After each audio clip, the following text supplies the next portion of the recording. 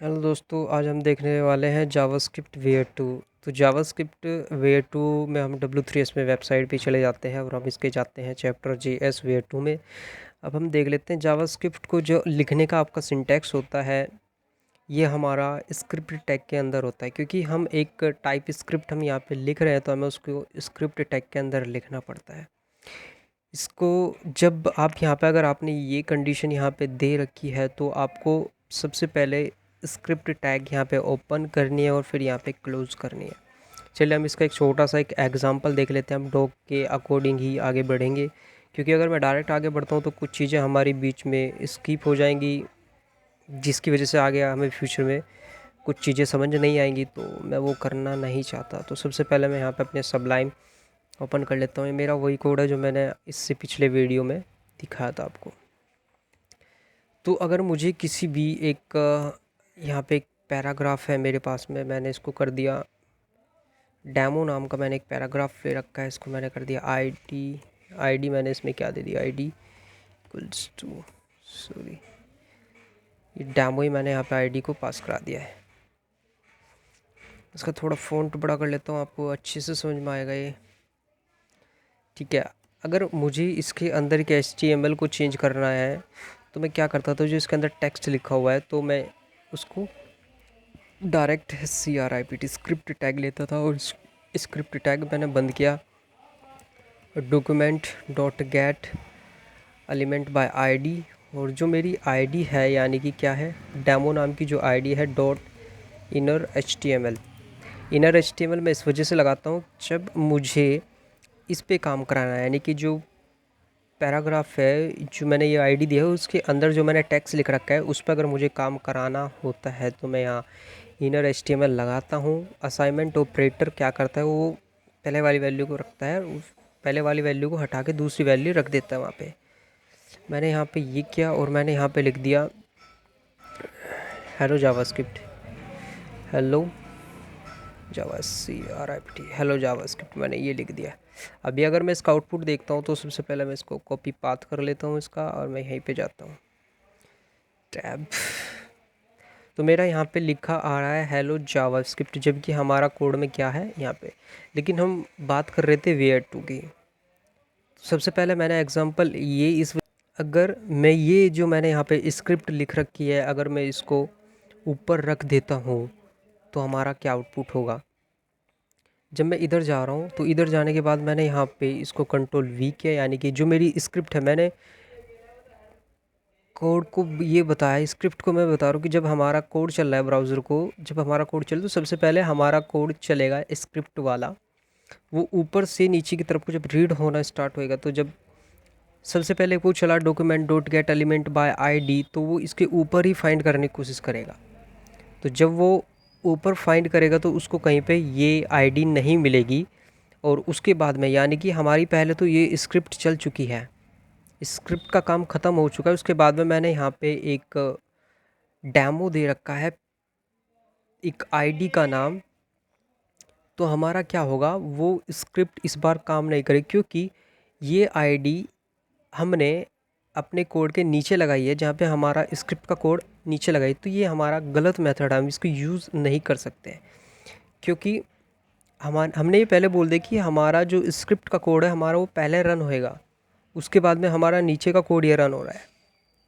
तो हमें ये नहीं चाहिए कि ये हमारा गलत प्लेस है इसको रखने का। हमने जहाँ पे रख रखी है, हम इसको कभी भी ऐसे नहीं रखते कि पहले अगर हमने जावास्क्रिप्ट को रख दिया उसके बाद में हम अपनी एलिमेंट को क्रिएट कर रहे हैं। तो अगर मैं इसका आउटपुट देखूँगा तो डेमो देगा है, जबकि हेलो जावास्क्रिप्ट पाथ कॉपी करने पे अगर मैं इसको रिफ़्रेश कर रहा हूँ तो यहाँ पे मेरा डेमो आया है। वो डेमो इस वजह से है क्योंकि हमारा स्क्रिप्ट पहले चल चुकी है, और हमारा जो टैग है ये हमारा बाद में चला है। जबकि होना कैसे चाहिए था कि पहले हमारी ये आईडी चलनी चाहिए थी, उसके बाद में ये आपका स्क्रिप्ट का कोड चलना चाहिए थी। जो आपके स्क्रिप्ट के कोड होते हैं वो आपके फोल्डर में इसी वजह से लगाए जाते हैं कि पहले आपका सारा HTML लोड हो जाए, उसके बाद में फिर आपका स्क्रिप्ट चले। अगर मैं इसको वापस यहीं पे रखता हूँ तो इस बार ये मुझे आउटपुट देगा हेलो जावास्क्रिप्ट। चलिए देखते हैं। तो इसने दिया मुझे हेलो जावास्क्रिप्ट। ये इसका एक सिंपल मेथड है। एक इसमें दूसरा मेथड ये होता है कि कभी कभी ऐसा कर देते हैं हम कि स्क्रिप्ट से बाहर को कोड लिख देते हैं, इस टाइप से करके। अब ये आपका कोड क्या है, ये आपका तो सिंपल उसको एक स्ट्रिंग समझेगा और वो चलेगा नहीं, ना तो उसको पता नहीं चल रहा है ना कि ब्राउज़र को कि आपका किस चीज़ का कोड है। अगर हम इस टाइप से कोड लिखते हैं तो आपका रन नहीं करेगा, बल्कि ये हमारा आउटपुट पर सेम आ जाएगा। जब मैंने इस पर क्लिक किया तो हमारा सबसे पहले जो डेमो है डेमो, और उसके बाद में हमारा ये वाला कोड जो कद्दू आ गया, क्योंकि ब्राउज़र इसको एक स्ट्रिंग समझ रहा है। तो ब्राउज़र ने जब इसको स्ट्रिंग समझा तो उसको लगा कि इसको आउटपुट हमें देना चाहिए, यानी कि इसको प्रिंट कराना चाहिए जैसा है वैसा ही। तो जब मैं इसको रिफ्रेश करता हूँ तो हमारे पास में वही जुकतू आ रहा है। तो एक गलत मेथड है। आप सबसे पहले जब भी लगाते हो तो आपको स्क्रिप्ट टैग के अंदर फूडर में इस चीज़ को लगाना चाहिए, CRIPT स्क्रिप्ट। अगर मैं इधर स्क्रिप्ट लगा रहा हूँ और स्क्रिप्ट को बंद मैं यहाँ पे करता हूँ उसके लास्ट में, अब ये हमारा क्या देगा, हेलो जावास्क्रिप्ट। चलिए एक बार फिर से देखते हैं। तो उसने दिया मुझे हेलो जावास्क्रिप्ट। अब हम देखते हैं वेयर टू में थोड़ा और आगे इसमें हमें क्या क्या चीज़ें बता रखी है। W3S ने जावास्क्रिप्ट फंक्शन एंड इवेंट्स, ये हमें कुछ फंक्शन के बारे में बता रहा है। JavaScript in head and body, आप इसको हेडर में भी लगा सकते हो और बॉडी में भी यूज़ कर सकते हो, लाइक दिस, इस टाइप से करके। ये जो यहाँ पे इस उन्होंने हेडर किया है और हेडर यहाँ पे बंद कर रखा है, और यहाँ पे क्योंकि चलिए एक बार मैं इसको देख लेता हूँ। जब मेरे पास में यहाँ पे जो स्क्रिप्ट आ रही है, हमने थोड़ी देर पहले क्या किया था कि हमने उसको यहाँ पर इस टाइप से रख दी थी, तो हमारे पास में आउटपुट इसका जो आया था वो डेमो आया था, यानी कि हमारा एक कोड चला तो है लेकिन उसको ये चीज़ नहीं मिली है। अगर मैं इसको उठा के हेड के अंदर रख देता हूँ तो टाइटल के जस्ट नीचे में गया और मैंने यहाँ पे उस चीज़ को पेस्ट करा दिया है। अगर मैं इसको चला रहा हूँ तो भी वो नहीं चल रहा है। तो जब मैं इसको यहाँ पे अगर मैं हेडर में लगा रहा हूँ इस चीज़ को, तो आपका क्या होना चाहिए, किसी एक इवेंट्स के अंदर होना चाहिए। बल्कि यहाँ पे फंक्शन जावास्क्रिप्ट इन्होंने बता रखा है, जावास्क्रिप्ट फंक्शन एंड इवेंट्स, यानी कि जब हम जावास्क्रिप्ट को अगर आप हेड के अंदर यूज़ कर रहे हो तो या तो वो कोड वो होना चाहिए कि वो कोड आपका एक फंक्शन के अंदर होना चाहिए। तो इन्होंने बेसिकली क्या किया है कि एक फ़ंक्शन बना रखा है और फंक्शन को यहाँ पे इन्होंने चला रखा है। जब वो फंक्शन यहाँ से कॉल होता है यहाँ पे आता है, उसके बाद ये आपका कोड चले। अगर हमने क्या कर रखा था, अगर हम अपने वाले कोड में वापस आते हैं तो अभी हमारे पास में ये एग्ज़ाम्पल है। तो अगर मैं इस कोड को उठाकर, थोड़ी देर पहले मैंने क्या किया था, इस वाले कोड को उठाकर मैंने यहाँ पे इसको प्लेस कर दिया था, तो हमारा कोड नहीं चला था। अगर हम इस पे आते हैं, ब्राउज़र पे और इस कोड को रिफ़्रेश करते हैं तो हमारा कोड नहीं चला था। वो क्यों नहीं चला था, क्योंकि ये आपका एक इवेंट के अंदर नहीं है। तो अगर मैं इस चीज़ को यहाँ से उठा के हेड के अंदर रख देता हूँ, मैंने इस चीज़ को हेड के अंदर रखा और मैं इसको रिफ़्रेश करता हूँ, ये कोड हमारा नहीं चला है। क्यों नहीं चला, क्योंकि ये हमारा पहले लोड हो चुका है और लोड होने के बाद ये ऊपर के कोड को चेक करेगा।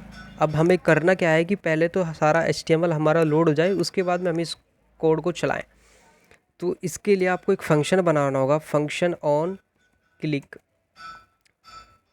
मैंने एक फ़ंक्शन बनाया जिसमें मैंने कर दिया माई फन।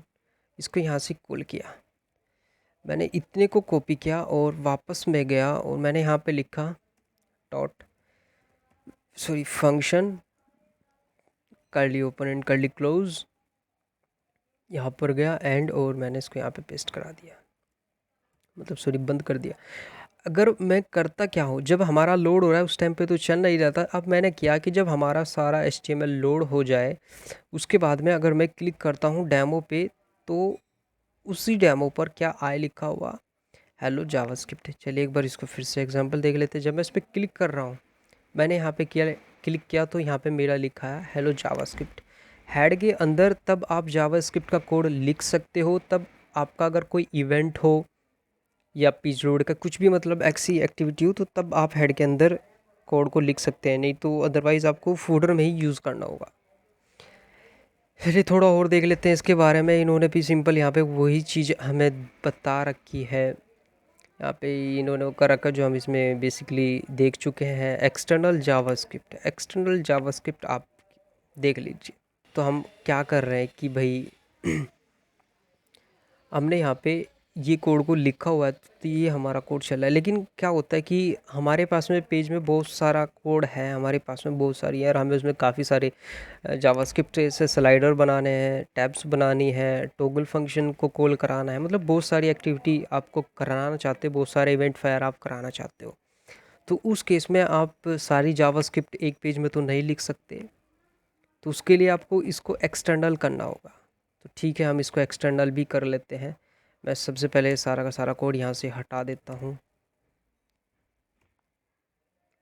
मैंने इस कोड को यहाँ से हटाया और इसको मैंने इधर से अभी हटा देता हूँ मैं यहाँ से सारी चीज़ें। ऑन क्लिक अभी मैं जितनी भी एक्टिविटीज़ हैं सभी को हटा रहा हूँ। मैं यहाँ पे उसको एक लिंक करा लेता हूँ।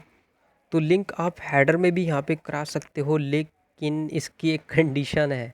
अगर आप हेडर में लिंक कराओगे तो वो सारी चीज़ें आपकी लोड हो जाएंगी, जिसकी वजह से ये काम नहीं कर पाएगा।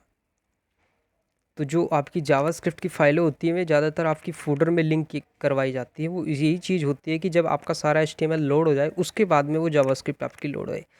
अगर हम उसको हेडर में लिंक करते हैं तो हमारा क्या होगा कि वो आपकी पहले लोड हो जाएगी, एचटीएमएल लोड होने से पहले। यानी अगर आपका जब हेडर वाला कोड चलेगा वो उसी टाइम पर ही लोड हो जाएगी। तो हमें उस चीज़ से बचने के लिए हम ज़्यादातर जावास्क्रिप्ट को फूडर में हम यूज़ करते हैं। चलिए मैं एक इसका छोटा सा फूडर बना लेता हूँ। फूडर, और मैंने यहाँ पे लिख दिया है एक h1 के अंदर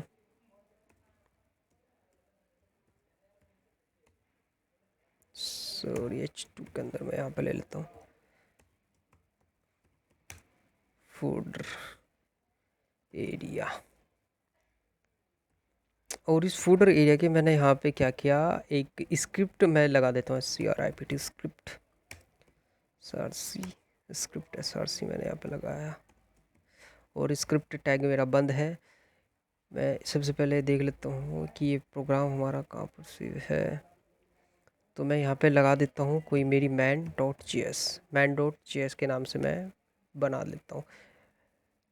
तो चलिए मैं एक man.js की एक फ़ाइल को क्रिएट कर लेता हूँ। Ctrl+N मैंने किया और सेव करता हूँ मैं इसको। चलिए दोस्तों मैं इसको सेव कर लेता हूँ। ये इसके जो प्लेसेस है वो जावास्क्रिप्ट बुक के नाम से है और मैंने वही नाम यहाँ पे कॉपी और पेस्ट कर दिया है। तो हमारा हुआ क्या है कि अब हमारे पेज में ये जावास्क्रिप्ट लिंक हो गई है यहाँ से। तो मैं चलिए वहाँ पे एक छोटा सा आपको एक एग्जांपल दिखा देता हूँ कि हमारे पास में जो डेमो है, डेमो काम कर रहा है या नहीं कर रहा है, हमारी जो लिंक हमने जो लगाई है वो सही से प्रॉपर वर्क कर रही है या नहीं कर रही है। तो मैं यहाँ पे लिख लेता हूँ document dot gate element by ID. हमारी क्या आईडी है, हमारी डेमो आईडी है डॉट इनर HTML पे ये क्या रख दे, जी हेलो जावा हेलो जावास्क्रिप्ट। अब इसलिए मैंने इसको इतना काम कराया है, मुझे इसका आउटपुट देखना है। तो जब मैं इसको रिफ़्रेश करता हूँ हमारा फूडर एरिया आ गया है और यहाँ पे लिखा हुआ है हेलो जावास्क्रिप्ट।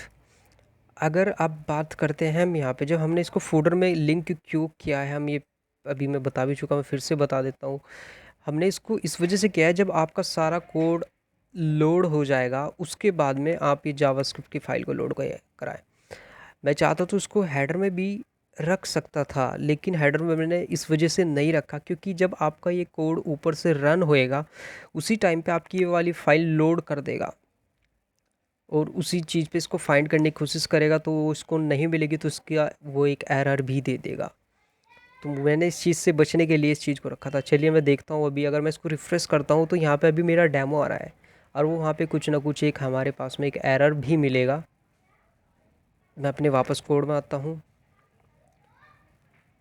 यहाँ पे can not set property inner HTML is of null. यहाँ पे हमें इसने एक एरर दे रखी है कि आपकी जो इनर HTML की प्रॉपर्टीज़ है मतलब वो नल है, खाली है।